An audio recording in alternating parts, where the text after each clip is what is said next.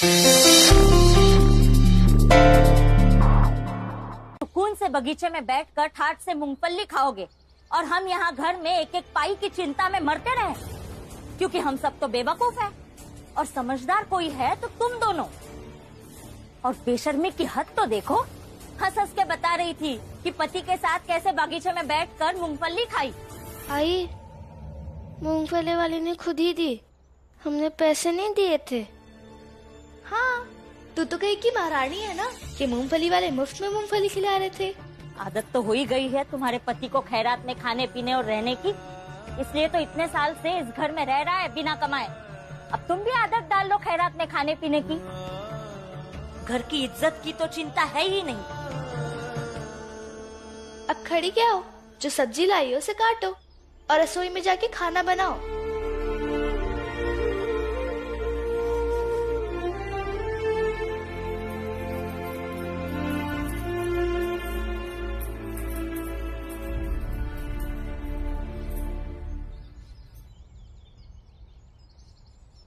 आपसे कुछ कहना है।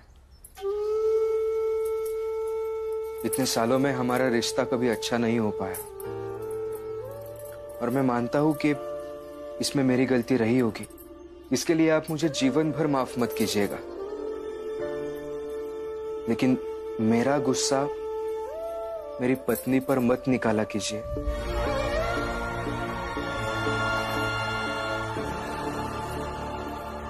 डांटना अलग बात होती है, आप उसे डांट सकती है क्योंकि आप उसकी सास हैं, लेकिन इस तरह सुनाया मत कीजिए। ताने अगर देने ही है तो मुझे दीजिए, उसे नहीं। अच्छा, मतलब अब मैं तुम्हारी पत्नी से भी कुछ नहीं कह सकती? नहीं, मेरा ये मतलब नहीं था। एक काम क्यों नहीं करते?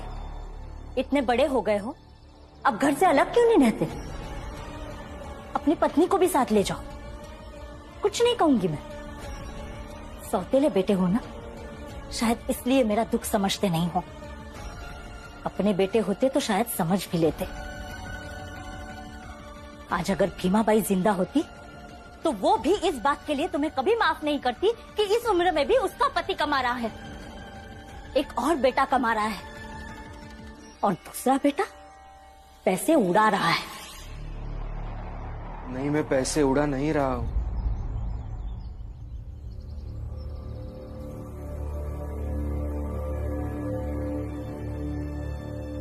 जिसे तुम पढ़ाई कहते हो ना, वो अब हमारे लिए पैसे उड़ाना ही है। अपनी पत्नी को लेकर हमसे अलग रहकर देखो तो पढ़ाई करना और पैसे उड़ाना एक ही लगने लगेगा। अपनी पत्नी को लेकर हमसे अलग रहकर देखो तो पढ़ाई करना और पैसे उड़ाना एक ही लगने लगेगा। फिर ठीक है, अलग ही रहेंगे, लेकिन तब भी आप देखिएगा, मेरे लिए पढ़ाई करना पैसे उड़ाना नहीं, बल्कि पढ़ाई करना ही रहेगा।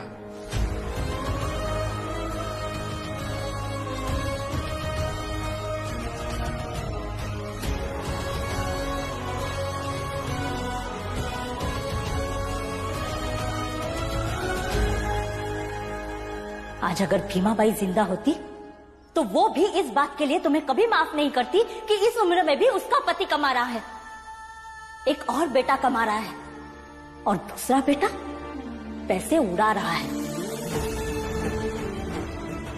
अपनी पत्नी को लेकर हमसे अलग रहकर देखो तो पढ़ाई करना और पैसे उड़ाना एक ही लगने लगेगा।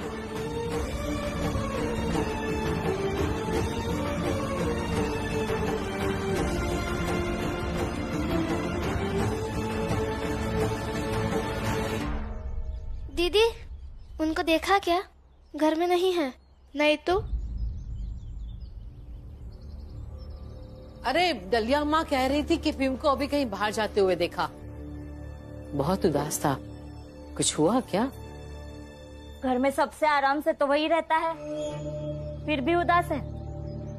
अब इसमें कोई क्या करे? लाओ इधर चाय, काम पड़ा है बहुत रसोई में, जाके करो।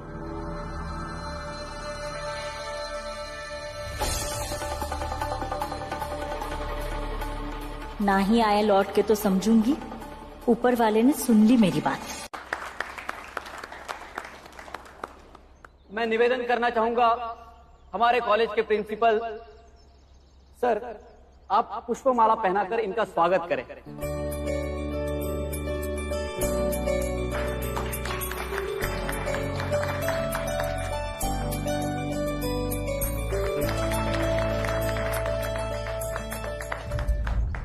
माननीय अतिथिगण, हमारे सारे छात्र मेधावी हैं, किंतु सबकी परीक्षा ली जाए ये तो संभव नहीं है, इसलिए उन सब में से जो बेहतर है वो चुनकर आपके समक्ष है।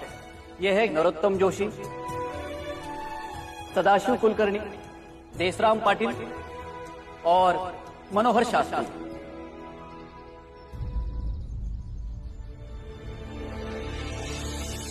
ये लोग भीमराव को चुनकर क्यों नहीं लाए?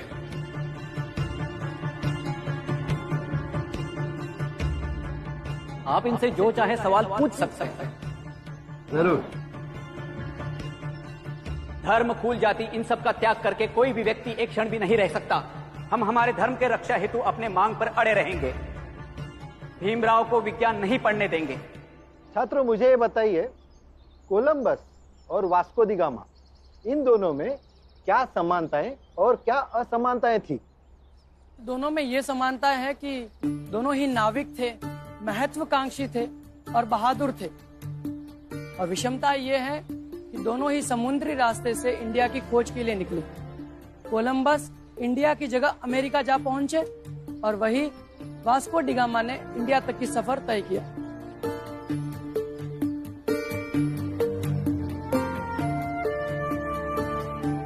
तुम्हें इन दोनों में सिर्फ इतनी ही विषमताएं नजर आ रही हैं? हाँ सर, यही अंतर था। वास्को दी गामा पूरी तैयारी, अनुसंधान और नक्शे के साथ भारत की खोज पे निकला था, जबकि कोलंबस की तैयारी उतनी पुख्ता नहीं थी। तो इन दोनों में सबसे बड़ी विषमता काम के प्रति उनके नजरिए की थी। नजरिया बहुत मायने रखता है। तुम्हें इतिहास की सूचनाएं तो याद है, लेकिन इन सूचनाओं से मिलने वाली जो सीख है वो चीज तुम्हें नहीं पता। और इतिहास से अगर सीख ना मिल पाए, वर्तमान और भविष्य की तैयारी या बेहतर ना हो पाए, तो इतिहास सीखने का कोई मतलब नहीं है। बच्चे हैं, धीरे धीरे सीख जाएंगे। अच्छा, ये बताइए कि आर्किमिडीज का सिद्धांत क्या कहता है? अरे नरोत्तम जोशी, बताओ। आर्किमिडीज का सिद्धांत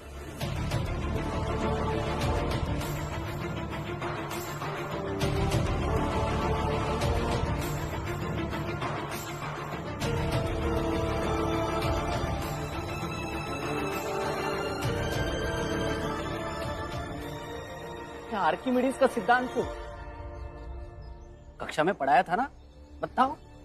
जी गुरुजी, याद भी है, बस पेट में मुंह तक नहीं आ रहा है। आर्किमिडीज का सिद्धांत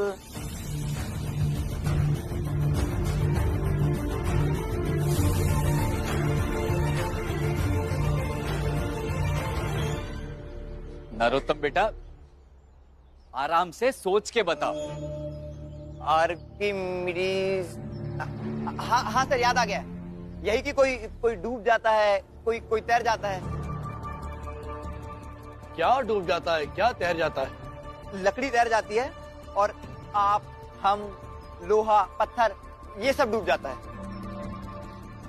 लेकिन लोहे का जहाज पानी में तैरता रहता है, और मनुष्य भी जब तैरना सीख जाता है तो पानी में तैर सकता है, वो तो नहीं डूबता। सर, लोहे के जहाज को पानी में उतारने से पहले उसकी पूजा की जाती है, ईश्वर का आशीर्वाद लिया जाता है। और सर, ईश्वर के आशीर्वाद से तो पत्थर भी तैरने लगते हैं।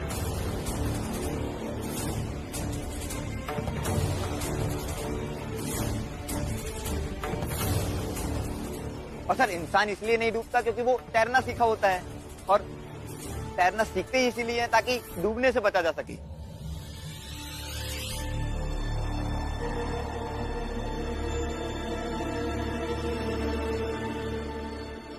आज पद्माकर के शिष्यों ने हम सबकी नाक कटा दी।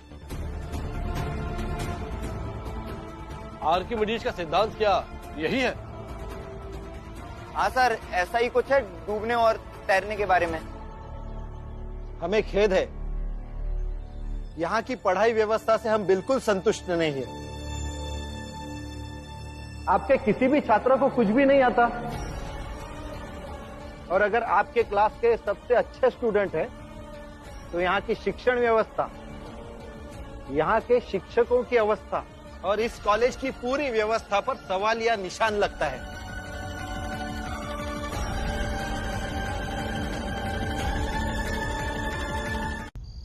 मेरे सिवा मेरे भाई बहन का और कोई नहीं है, और मैं उन्हें काका काकी के पास नहीं रख सकती हूँ। आप उन्हें जल्दी से जल्दी या तो यहाँ ले आइए, नहीं तो मुझे वहाँ छोड़ दीजिए। देखो रमा, तुमने मुझसे शादी की है ना, तो मेरी ये जिम्मेदारी है कि मैं हर तरह से तुम्हारा ख्याल रखूं। और ख्याल रखने का मतलब ये होता है कि तुम्हारे सुख दुख, परेशानियां सबको अपना मानना। तुम चिंता मत करो, मैं जीजाबाई जी से बात करता हूँ, और मुझे पूरा विश्वास है कि बाबा भी उनको समझा देंगे। शादी के बाद ही उन्हें लाना था, लेकिन इतने दिन हो गए। इतने दिन काका काकी ने संभाला, वही बहुत है। कुछ भी करके मेरे भाई बहन को जल्दी से जल्दी यहाँ ले आइए, नहीं लाए तो उन्हें काका काकी उनके साथ भी वही करेंगे जो मेरे साथ करते थे। उन्हें खाना नहीं देंगे, सोने के समय में आंगन में खड़ा कर देंगे, और बहुत भूख लगने पर मिर्ची खिला देंगे और पानी के लिए तरसा देंगे। मैं उन्हें ये तकलीफ नहीं झेलने दे सकती हूँ।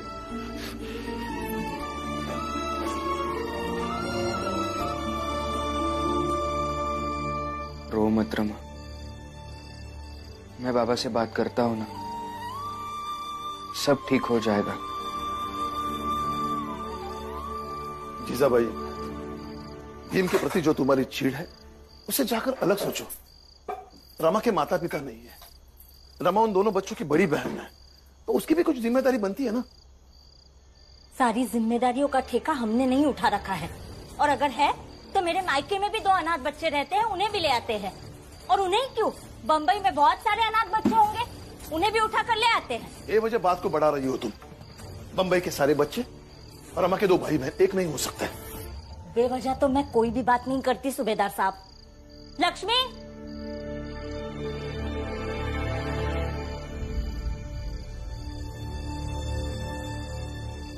अब इसके पेट में पल रहे बच्चे की बात करते हैं कि इस घर की कमाई पर इसके बच्चे का ज्यादा हक है या रमा के भाई बहन का, बताइए। भीम अगर खुद कमाई करके अपने साले और साली को यहाँ रखता ना तो मुझे कोई आपत्ति नहीं थी, लेकिन नहीं, वो उन्हें यहाँ ले आएगा। मैं और लक्ष्मी दोनों ये पसंद नहीं करते। बोलो लक्ष्मी। लक्ष्मी तुम हिचकिचाओ मत, बोलो। हाँ बाबा, मेरी समझ से रमा के भाई बहन को लाना ठीक नहीं होगा। अब आप जो भी फैसला लेंगे वो थोड़ा सोच कर लीजिए, और ये समझ कर लीजिए कि आपके लिए कौन ज्यादा जरूरी है, रमा के भाई बहन या आपकी पत्नी, ये बहू और उसके पेट में पल रहे बच्चे का भविष्य।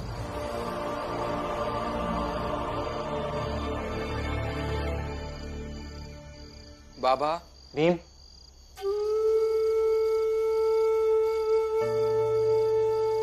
शांत रह भीम। बाबा बात कर रहे हैं ना, इसे वो मना लेंगे हमेशा की तरह को। पता नहीं कैसी बुद्धि हो गई इस जीजाबाई की। सालों से यही कोशिश करती आ रही है कि कुछ भी करके बाप बेटे में मतभेद हो जाए, लेकिन भैया कभी भी अपने बच्चों को दुख नहीं पहुंचा सकते हैं। ये बात उसे समझ में क्यों नहीं आ रही है? समझ तो सब आ गया है मुझे कि आखिरी फैसला उन्हीं का होगा, और वही होगा इस घर में जो वो चाहते हैं, जैसे आज तक होता आया है।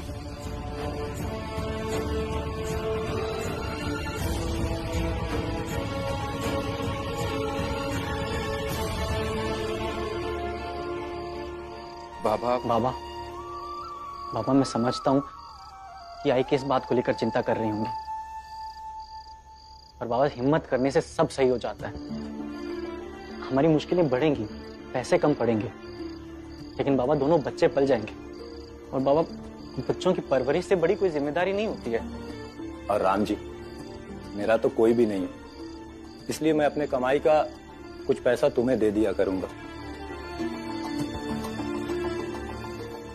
हो गया?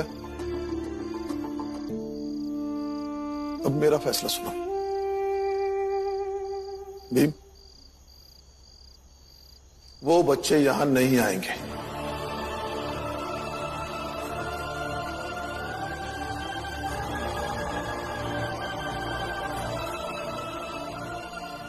बाबा लेकिन ये सब बातें शादी के वक्त ही हो गई थी ना, फिर अभी ये सब बात से पीछे नहीं हट रहा।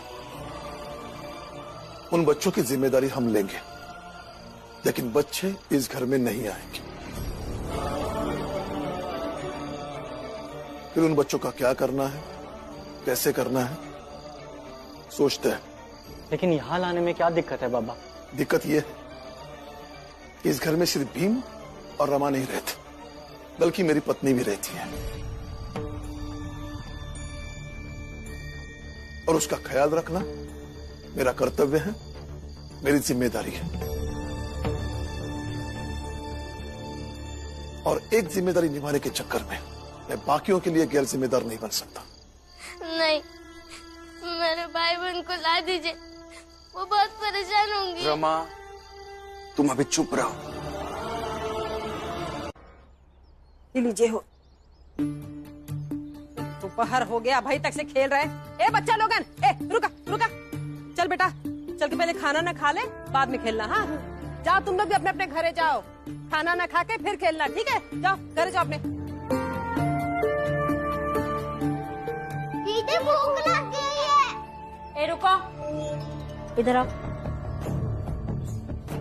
भूख लगी है? बाप का घर है तुम्हारे? पर मामी, हमारे बाबा तो बहुत पहले मर चुके हैं और उन्होंने कोई घर भी नहीं बनाया था। लेकिन ये हमारे जीजा जी का घर है। सही बात है।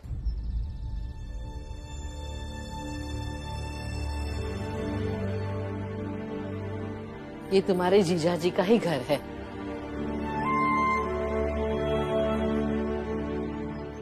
रमा, ओ रमा, देख जरा। दीदी भूख लगी है। भूख लगी है। तुम इस रमा के दोनों भाई बहनों को ले तो आए हो, लेकिन एक बात कान खोलकर सुन लो, उन दोनों के लिए इस घर में एक रोटी ज्यादा नहीं बनेगी।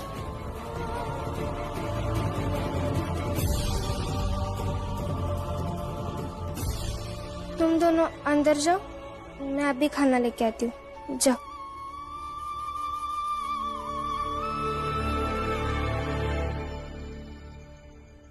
राम जी, मुझे ऐसा लगता है कि जीजाबाई उन बच्चों को चैन से रहने नहीं देगी, उन सबका जीना हराम कर देगी।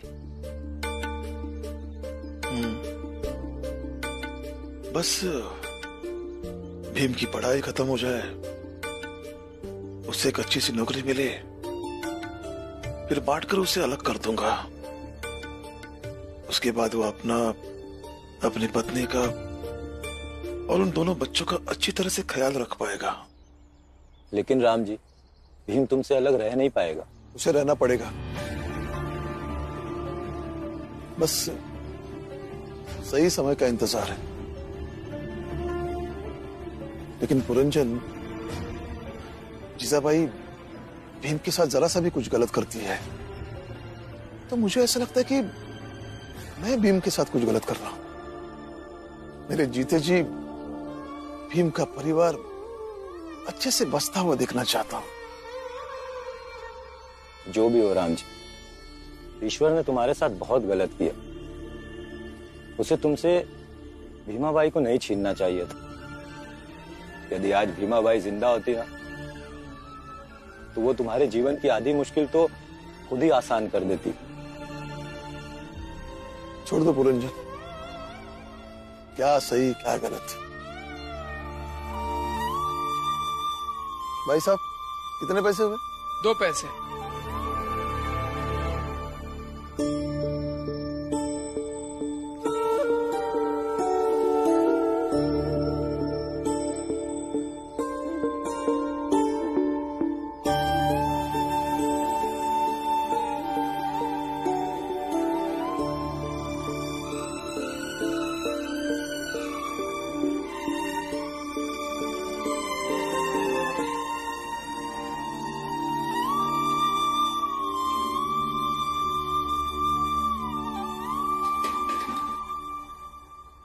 रुको रुको,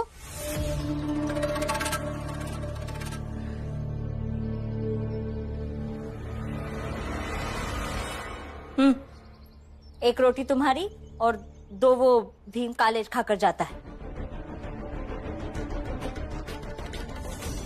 जाओ, अब मुंह क्या देख रही हो? और हाँ, शाम का खाना बनाने से पहले रसोई में मत आना। अरे रुको, सब्जी थोड़ी ज्यादा है।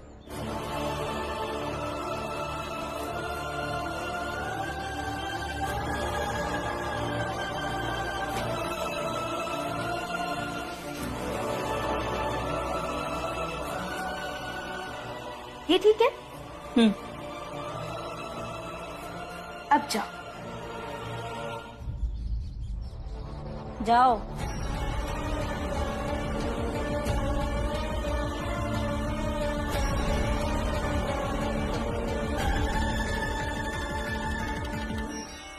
आई, मुझे ये करके अच्छा नहीं लग रहा है।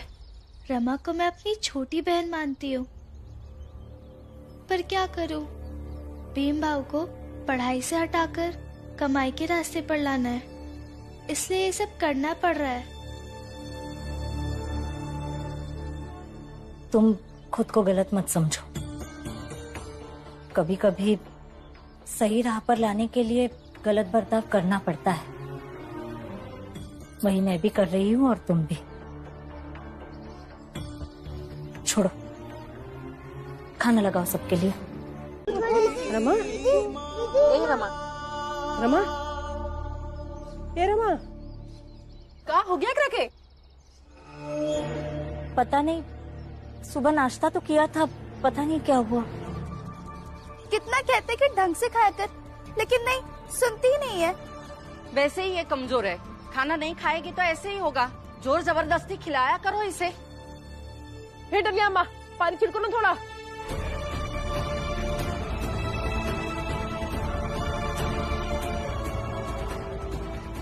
हाँ, आ गया होश आ गया। उठ, तू ठीक तो है ना बेटा? हाँ ठीक है ना? हाँ मैं ठीक हूँ। क्या क्या हुआ था? गिर कैसे गई तू? एक रोटी तुम्हारी और 2 वो भीम कॉलेज खाकर जाता है। ये आधी रोटी मेरी और आधी तुम्हारी। दीदी अभी भी भूख लगी है, ये रोटी खिलाओ ना।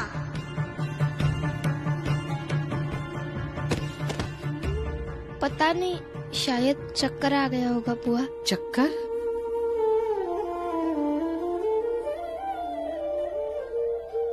आप सब जाइए, मैं ठीक हूँ। ख्याल रखो अपना। हाँ हाँ, जाओ।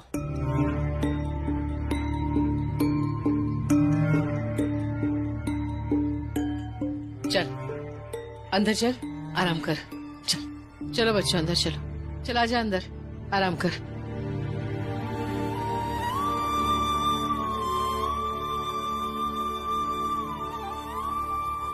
रमा, देखो, मैं तुम्हें पसंद करूं या ना करूं, लेकिन मैं नहीं चाहूंगी कि तुम भूख से मरो। इसलिए मैं बस इतना चाहती हूँ कि तुम भीम को समझाओ कि वो पढ़ाई लिखाई छोड़कर कोई काम धंधा ढूंढे, ताकि इस घर में 2 पैसे आए। उससे तुम और तुम्हारे भाई बहन अच्छे से खा सके और भीम भी भूखा न रहे। सोचो इस पर।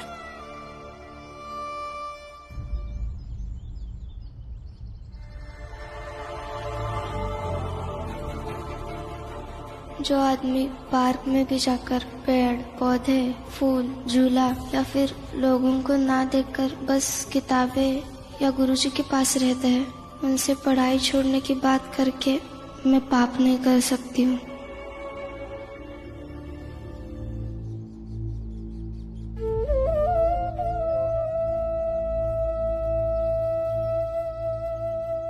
क्या हुआ भीम? नहीं, कुछ नहीं गुरुजी। भीम, तुम झूठ बोलते हुए अच्छे नहीं लगते। तुम्हारा मुंह भी सूखा सूखा सा लग रहा है और पढ़ाई में तो तुम्हारा ध्यान ही नहीं है। क्या बात है? कोई परेशानी है? वो खाना नहीं खाया हूं। रमा के भाई बहन को घर लेकर गया तो नहीं आई, नाराज हो गई और फिर उन्होंने। समझ गया। बात यह है तुम कमाते नहीं हो, इसलिए सबको खाना नहीं मिलेगा। ठीक है, चलो मेरे साथ। कहाँ? आओ तो। लेकिन चलो आओ।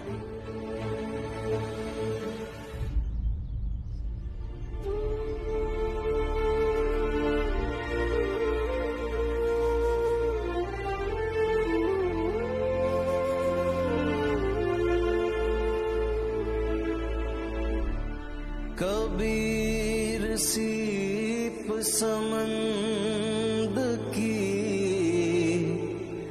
रटे प्यास प्यास, समुद ही तिनका करी गिने,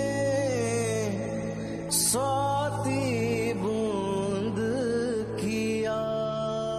रमा, खाएगी क्या? देख, तेरे पसंद की सब्जी बनी है। ये आधी रोटी मेरी और आधी तुम्हारी। वो भूखे होंगे, मैं कैसे खा सकती हूँ? नहीं अम्मा, आप खा लो। अरे खाया पिया कर बेटा, मैं तो ऐसे ही तू गिरेगी रोज बेहोश होकर। हाँ अम्मा।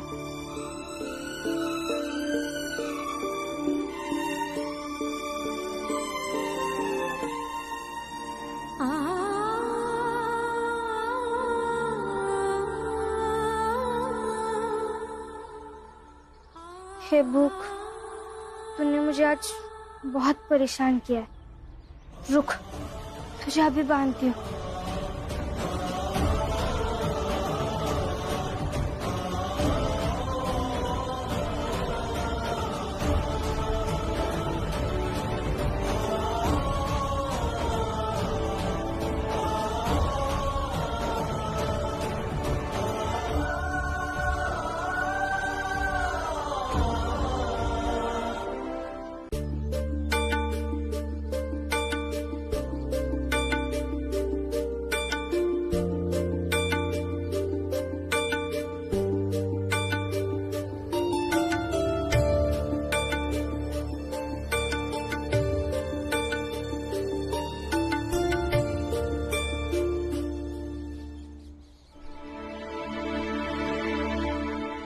राम जी, तुम्हारी पिछले महीने की तनख्वाह।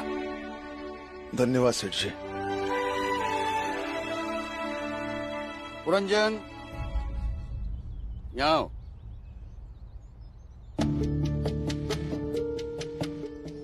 तुम्हारी 2 दिन की तनख्वाह। सेठ जी, 2 दिन के क्या पैसे? अगले महीने से दीजिएगा। काम काम होता है, इसमें व्यावसायिकता होनी चाहिए। 2 दिन काम किया है तो उसके पैसे ले लो।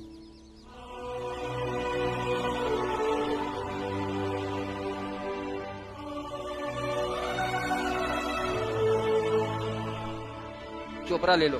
राम जी, शहर तो बहुत अच्छी जगह है। एक सतारा था जहाँ लोग काम करा के पैसे के बदले गालियां देते थे, और एक ये शहर है, देखो 2 दिन के भी पैसे मिल रहे हैं। कमाल की जगह है राम जी। शहर में काम की इज्जत होती है और तरक्की भी, इसलिए लोग गांव से शहर में काम करने के लिए आते हैं। ये तो है राम जी। राम जी, ये पैसे तुम रख लो। तुम्हारे घर के खर्चे तो बढ़ गए हैं ना, और ये भी पता है कि ये पैसे ना के बराबर है, लेकिन इतने पैसे में 2 दिन का दूध तो आ ही जाएगा ना। नहीं पुरंजन, मैं पैसे नहीं ले सकता, ये तुम्हारी मेहनत की कमाई है। राम जी, तुम दोस्त हो, इसका मतलब ये नहीं जो तुम बोलोगे वही होगा। चुपचाप से पैसे रखो। मेरी बात तो सुनो। नहीं पुरंजन, मेरी रखो पैसे, रखो। अब इसके आगे कुछ भी मत बोलना। ठीक है, ये तुम्हारे पैसे और कुछ मेरे पैसे मिलाकर भीम को देते हैं, उसके कुछ काम आ जाएंगे। हाँ, दे देना। बिरजू, मेरी चप्पल सी देना। हाँ डलिया, पैसे बाद में दे दूंगी। ब्रिज भाऊ, पगार मिल गई? और भाऊ, आज महंगे वाले पान खाए होगे, क्यों? आज पगार जो मिली है। हाँ, अपना काम करो ना। क्या बदतमीजी है ये मेरा काम है, यही काम करता हूँ मैं। तू यही करते रहना। सब लोग 1 तारीख को पैसा कमा के लाते हैं और तुम लाल पीले बन के आओ। अम्मा, ये देखो, हम भी कमा कर लाए हैं। वो लोग महीने भर कुछ कुछ काम करके लाते हैं तो ठीक, और मैं रोज कला दिखा कर लाता हूँ तो गलत। मुझे कोई समझता ही नहीं है। मैं समझता हूँ। राम जी भाई, राम राम। राम राम। और धीरे धीरे, आज नहीं तो कल, बाकी लोग भी समझ जाएंगे। ओ राम जी भाऊ, जल्दी से आ जाओ, आज 1 तारीख है और हर बार की तरह आज रात के खाना तो साथ ही बनाएंगे और गाना बजाना भी करेंगे। जरूर जरूर, अभी आता हूँ।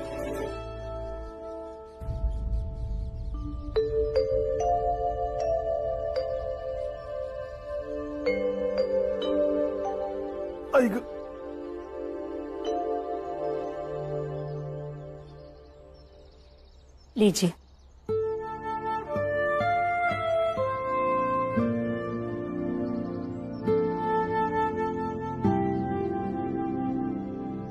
आज तनख्वाह हुई होगी आपकी, दे दीजिए।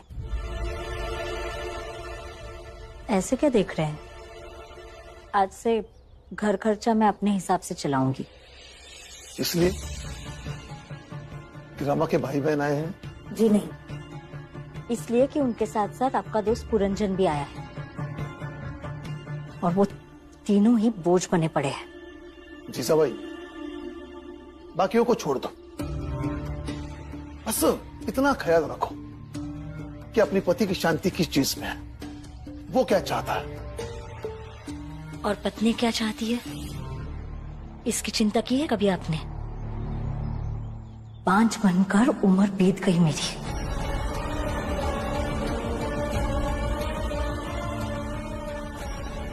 लेकिन ना तो इस पर कभी लड़ी हूं और ना ही लड़ूंगी।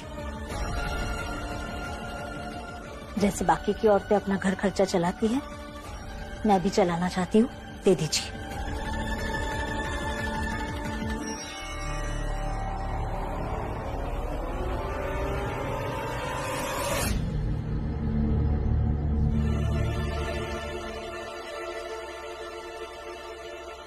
बेटा। हाँ बाबा। इधर आओ।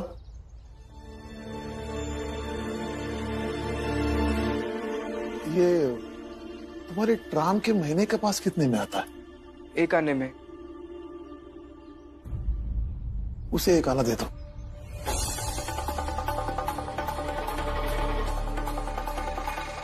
और इस महीने कॉपी किताब कुछ खरीदने हैं? अभी तो खरीदी थी। मैंने पूछा तुमसे। हाँ बेटा, बोलो। नहीं बाबा, इस महीने कुछ खरीदना नहीं है। इसे 1 आना और दे दो। इसके महीने की जेब खर्च दे दो।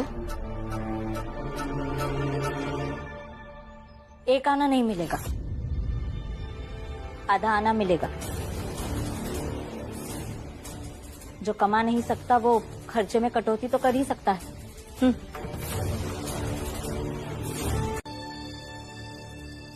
देखिए, आप इस चाल के मालिक हैं। हम इतने सालों से यहाँ रहते आए हैं। आपको कभी शिकायत नहीं मिली होगी। हम सब लोग किराया समय पर देते हैं और इस चाल में छूने और ना छूने की कोई बात ही नहीं है। यहाँ सब जाति के लोग साथ साथ में रहते हैं, किसी को कोई दिक्कत नहीं है। ये और भीम साथ में कॉलेज में ही पढ़ते हैं। अगर कॉलेज में इन दोनों का कुछ हुआ होगा तो कहीं आप इसकी बातों में आकर इसकी भतीजा है ये मेरा।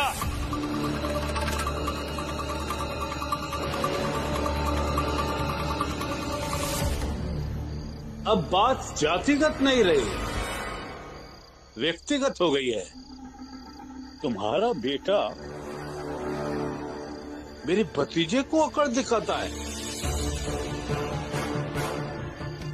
तो तुम लोगों को सही औकात तो दिखानी पड़ेगी ना।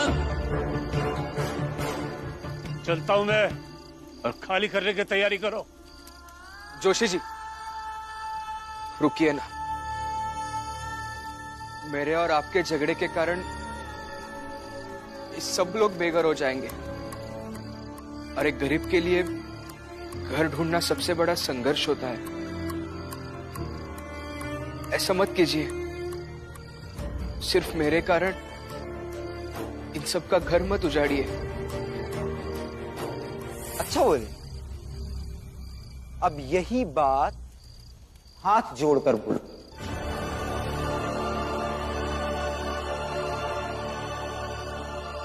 तब सोचूंगा।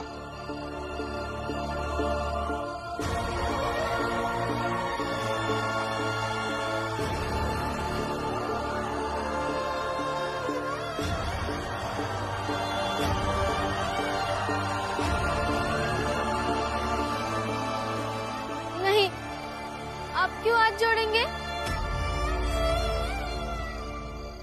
तुम चुप रहो। कॉलेज में झगड़ा कर सकता है तो यहाँ हाथ नहीं जोड़ सकता? किससे उलझना है पता होना चाहिए। लेकिन आई रमा, शांत रहो। लेकिन दीदी। रंजन शांत रहो, ये सबका सवाल है। चलें या बोलोगे?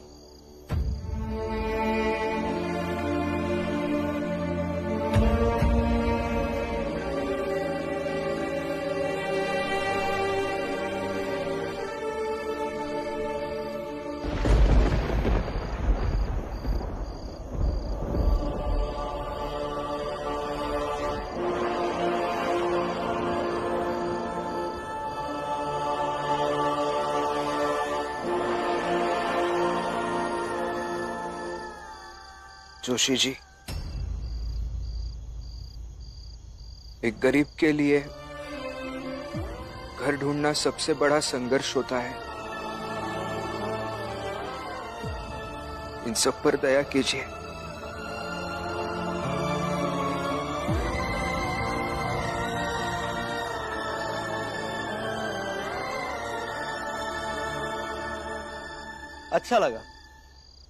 अच्छा लगा कि तुमने मेरे सामने हाथ जोड़े।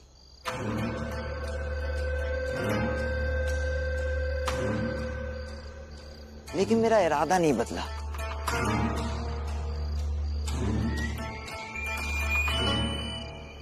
कल सुबह तक तुम में से कोई भी यहां दिखना नहीं चाहिए।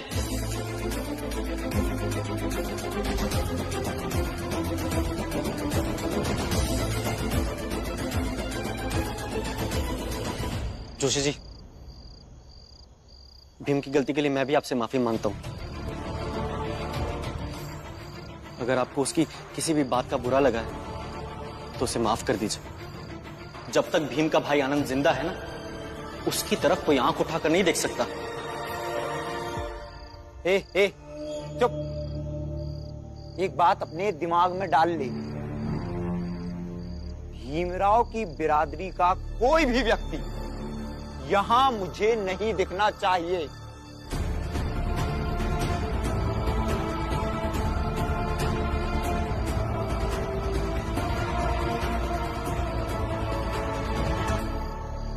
चलिए काका। जोशी जी,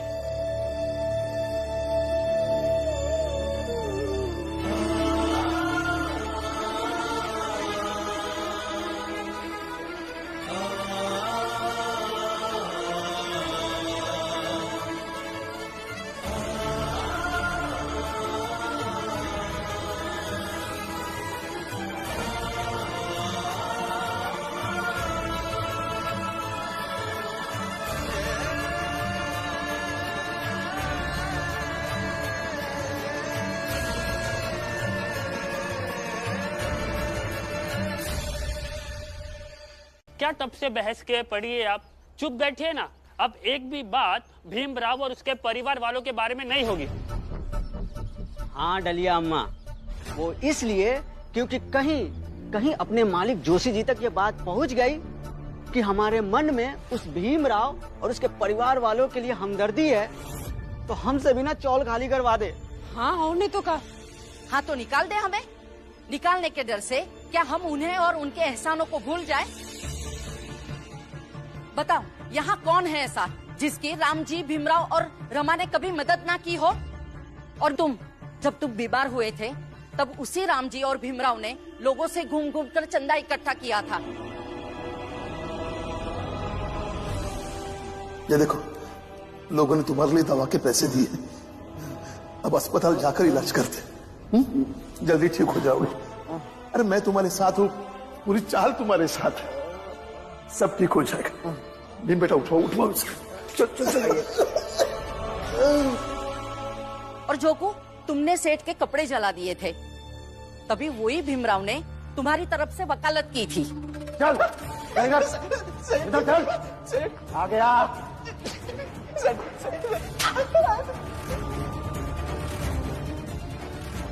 अब इसे कौन पहनेगा? तेरा बाप। अब इस कमीज का पूरा पैसा दे, पूरे 2 रुपया 12 आना, समझे?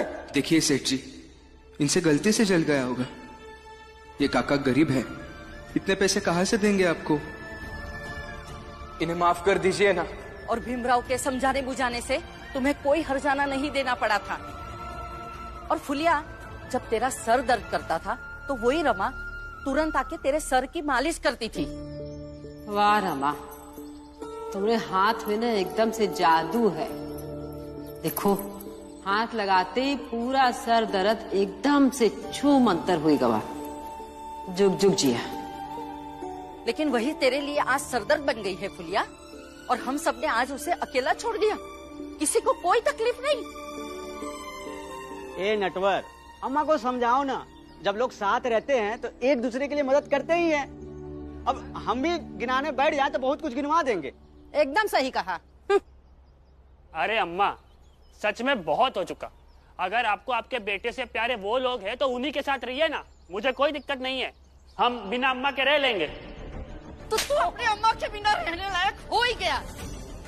तू चाह कर, तू नौटंकी करने के लायक ही है।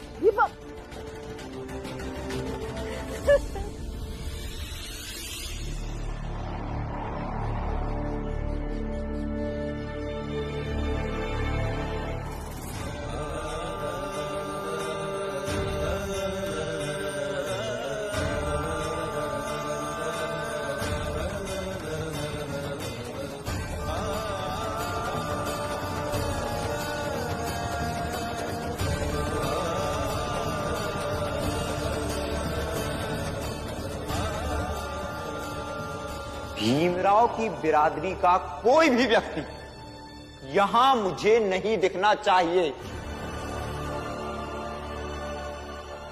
अगर तुम सब यहां रहना चाहते हो तो भीमराव और उसके परिवार को यहां से निकालो। करना क्या है ये बताओ। करना क्या है मालिक? या तो भीमराव अपने परिवार के साथ अपनी मर्जी से जाए, या तो हम उसे निकाल दें।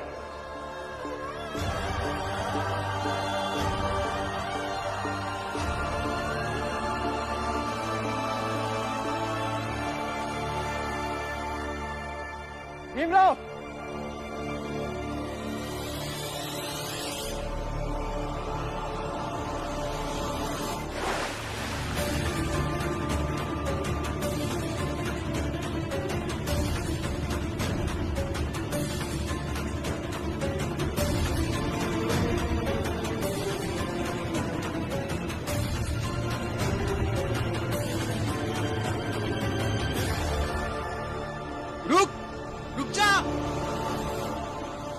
पीछे हट।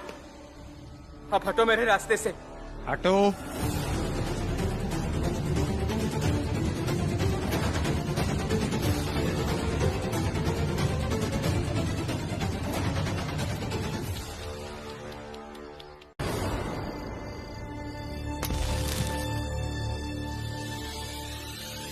ये क्या बदतमीजी है?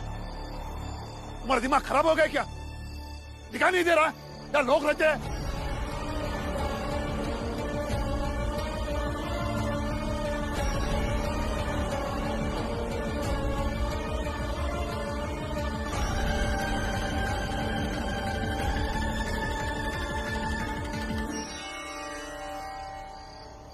लोग रह रहे होते तो थोड़ी ना यहाँ कचरा फेंकते,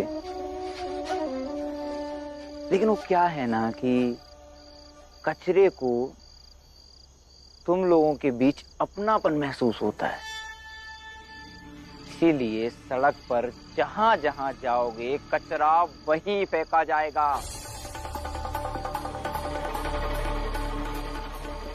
और भीमराव, कहा था ना कि अब से तुम इस बंबई में जहां जाओगे तुमसे पहले मैं वहां पहुंचूंगा ताकि तुम्हें तुम्हारी औकात दिखा सकूं। तो भाव लोग, यही है कचरा फेंकने वाली जगह। फेंको।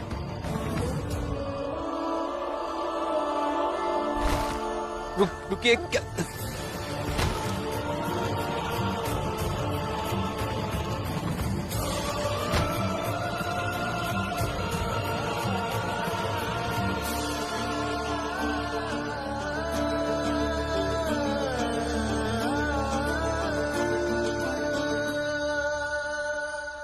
अब तो ऐसा लगता है ये सब रोज होने वाला है। ये लोग हमें ऐसे ही परेशान करेंगे। हमें बम्बई छोड़ के कहीं और चले जाना चाहिए। और भीम को ये अच्छे से समझाना चाहिए कि उसे क्या नहीं करना है। कोई तुम्हें तो समझा दे कि कब, कहाँ और क्या बात करनी चाहिए तो ज्यादा अच्छा होगा। और हम क्यों जाए यहाँ से? जब हम सातारा में रहते थे तब इससे भी ज्यादा लोग हमें परेशान करने वाले थे, फिर भी हम सबके साथ लड़े और जीते भी। फिर बम्बई छोड़कर क्यों जाएं? हम बम्बई छोड़कर कहीं नहीं जाएंगे। हाँ बाबा, यहाँ का सारा कचरा साफ करेंगे।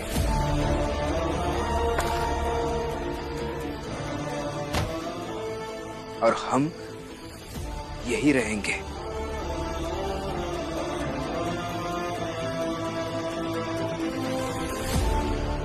छोटी, तुम दोनों को याद है हम तीनों भाई बहन मिलकर कैसे चुटकी बजाकर पूरा घर साफ कर देते थे? फिर इससे भी साफ करते हैं ना दीदी, चुटकी बजा के। आप रुकिए, आपकी तबीयत खराब है, हम कर लेंगे।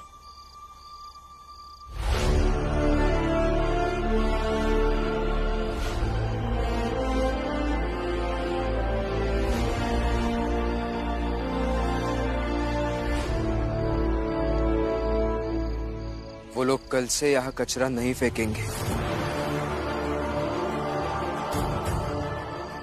वाह वाह, भीम भाव ने कह दिया और वो लोग मान जाएंगे। देखते हैं ना। आई, भीम बिना कुछ सोचे हवा में बातें नहीं करता है। अगर उसने बोला है तो जरूर कोई ना कोई उपाय सोचा होगा।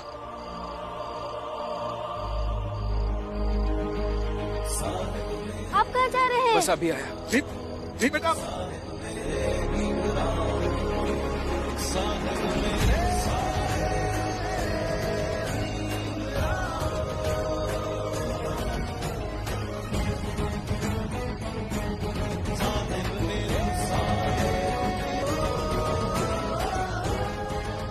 रुकिए, रुकिए। क्या है? चलिए, आपके घर जाना है। क्यों? हमारे घर क्यों जाएगा? कचरा फेंकने, ताकि आपको पता चले दूसरों के घर में कचरा फेंकने से उन्हें कैसा लगता है। अरे ओ, ज्यादा मच नहीं करने का। हम चाह रहे हैं और तू अकेला। तेरे को इधर ही मार के हम लोग फेंक देंगे, फिर तेरा कचरा हो जाएगा। समझा क्या? अकेले नहीं है।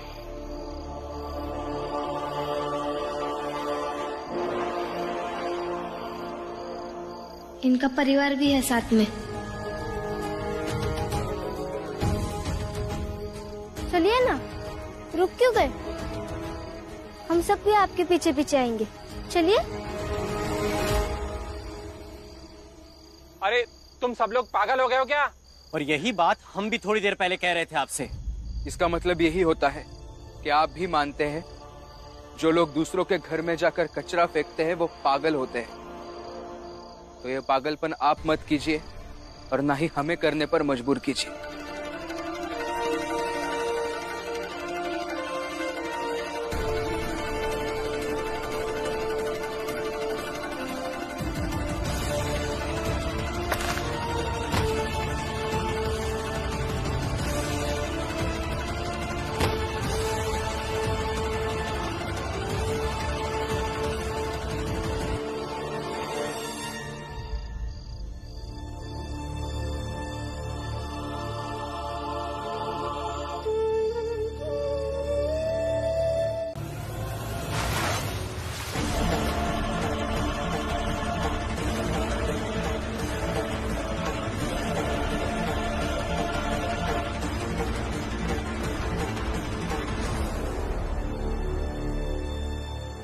आपको कुछ हुआ तो नहीं? आप ठीक है ना? क्या सोचा तुमने? तुम इस तरह मेरे ऊपर पाउडर डालोगे और मैं नकाब उतार कर फेंक दूंगा और तुम मुझे पकड़ लोगे। लेकिन अब तुम देखना, आज तो मैंने सिर्फ पानी फेंका, कल कुछ और फेंकूंगा। नहीं, किसी को परेशान करके आज तक किसी को कुछ हासिल नहीं हुआ है।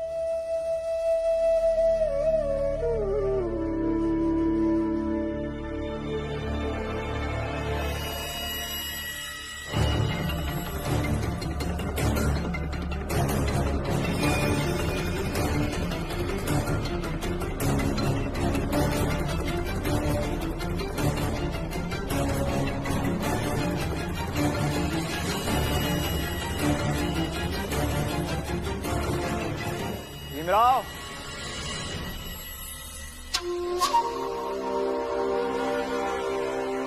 क्या फिर तो गीले हो गए? जाओ जाओ, प्रिंसिपल सर के ऑफिस में नाम जोशी गुरुजी हैं, जाओ उनसे उनका ऊपरना मांग कर पहन लो।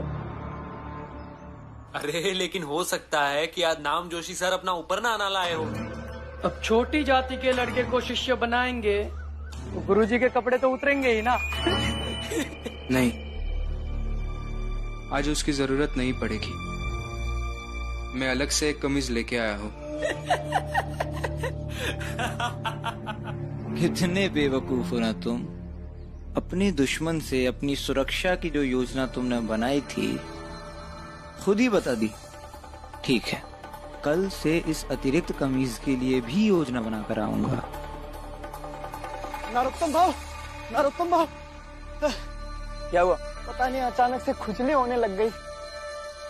दलिया अम्मा ने एक उपाय लाया है जिससे वो पानी फेंकने वाला पहचान भी जाएगा और पकड़ा भी जाएगा। वो जब तुम पे पानी फेंके तो तुम ये उस पे फेंक देना।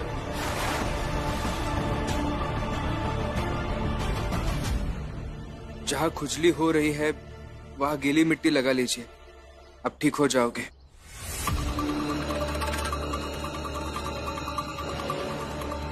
तूने क्या मिलाया था पाउडर में और तेरी हिम्मत कैसे हुई मेरे ऊपर पाउडर डालने की? पहले आप मुझे ये बताइए, 2 दिन से आप मुझ पर पानी क्यों डाल रहे हैं? क्या हुआ भीमराव? गुरुजी, ये वही है जो 2 दिन से मुझ पर पानी फेंक रहे हैं।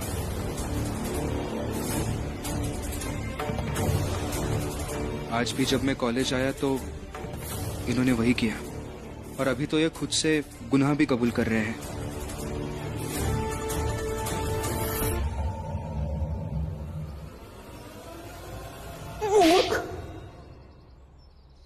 क्यों फेंका पानी तुमने?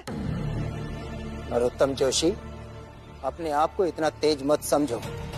हम सब समझ रहे हैं कि पानी फेंकने के पीछे किसका हाथ है। कोई सबूत है आपके पास? बिना सबूत के ही आप उसे फांसी पे लटका दोगे क्या? ठीक है, फिर जो पकड़ा गया उसी के माँ बाप को बुला लेते और कॉलेज से निकालने का नोटिस दे देते। हाँ गुरुजी, मैंने ही किया है, लेकिन नरोत्तम जोशी। चुप!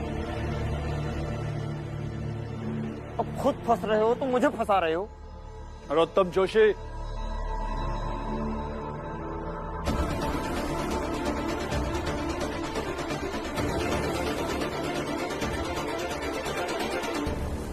यहाँ बेवकूफ कोई नहीं है, सब समझते हैं हम। तुम और तुम दोनों को 1 सप्ताह के लिए कॉलेज से सस्पेंड किया जाता है।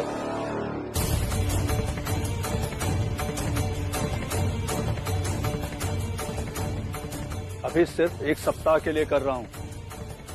अगर दोबारा ऐसी बदतमीजी की तो इस कॉलेज क्या, किसी भी कॉलेज में पढ़ने लायक नहीं बचोगे। लेकिन सर, ये तो सरासर। लेकिन वेकिन कुछ नहीं, रूल सबके लिए बराबर हैं। आउट। और बाकी सब लोग अपने अपनी क्लास में जाएं।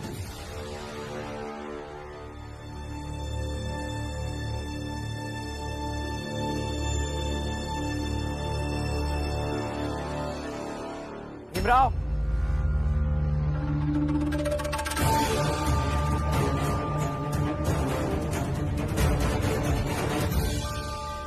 अब तक तो सब यूं ही चल रहा था, लेकिन अब तुमने मुझे दुश्मनी के लिए निमंत्रण दिया है तो ठीक है, निभाएंगे। दुश्मनी बहुत अच्छे से निभाएंगे। मुझे सिर्फ 1 हफ्ते के लिए कॉलेज से निकाला गया है ना। तुम्हें इस कॉलेज से हमेशा के लिए ना निकाला तो मेरा नाम नरोत्तम जोशी नहीं, समझे?